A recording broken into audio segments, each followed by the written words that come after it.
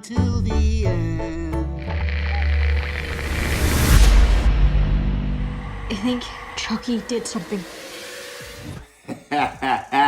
Welcome to another episode of the Daddy-Daughter Project. This is my daughter, McKenna. And this is my dad. What? I know it's been a little while since we did one of these, but me and McKenna have been busy. We just haven't been around to it, so figured we'd do one today. Or it's maybe because you just don't edit me. It's been busy, man. I've been busy, man. So today we're reviewing the Child's Play Chucky movie that just came out recently. Y'all need to hide your kids.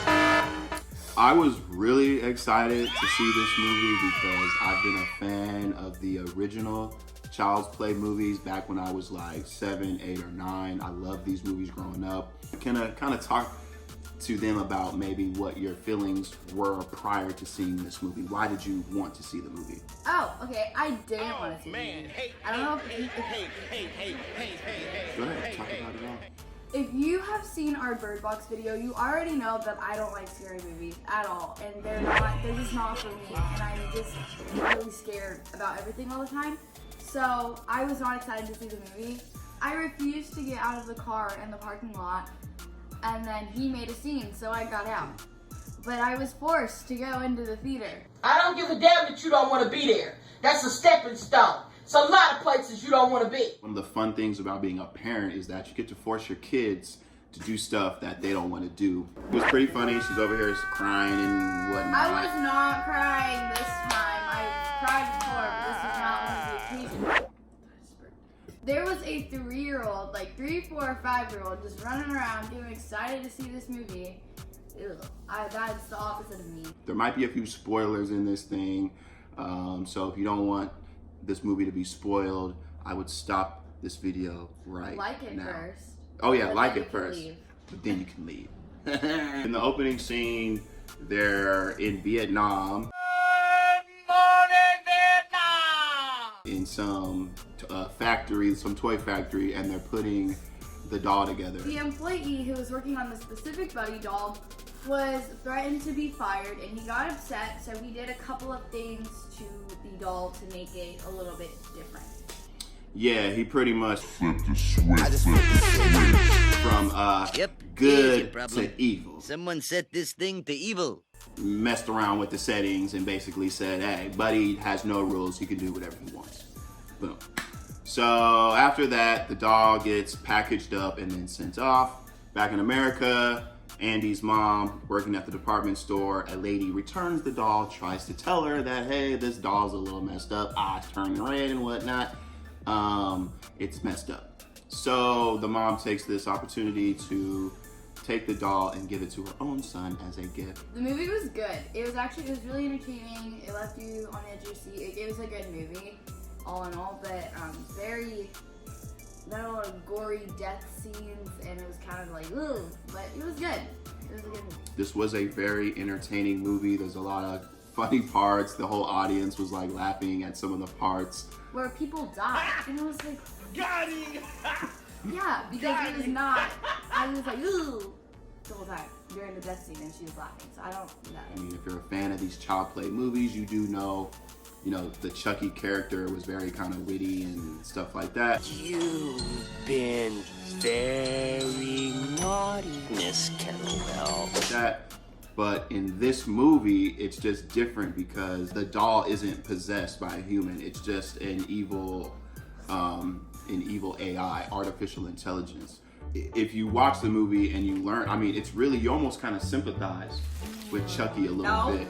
At least, I mean, there were some parts where you're like, okay, this doll truly wanted to be Andy's friend, right? And he wanted to be his friend to the end. And he wanted to do anything and everything for his friend. But it was kind of interesting to see that when you watch the movie, it was almost like the kids and the other humans were teaching Chucky to be evil. You know what I'm saying? Like, that's Tell us what part of the movie that you had to close your eyes at the most. I think it was that death scene. Andy doesn't like his mom's boyfriend and was kind of saying that in front of Chucky Chucky thought because he made Andy unhappy, he had the right to kill him. No, that is not okay, but he did. Andy's mom's boyfriend is taking down the lights at his wife's house because bad man. Anyway, Chucky decides to pull the ladder out from under him and he falls in. Ooh, they show his ankles break and they break in half. Yeah. They break in half, both of them. Ooh, yeah. And that just hurts. And then Chucky turns on this thing. It was like a lawnmower with like really sharp blades. It ran over his skull, his head, and his head like flew off. And then Chucky like stabbed in two. And Chucky says, "I got you a present, Andy." And that's not.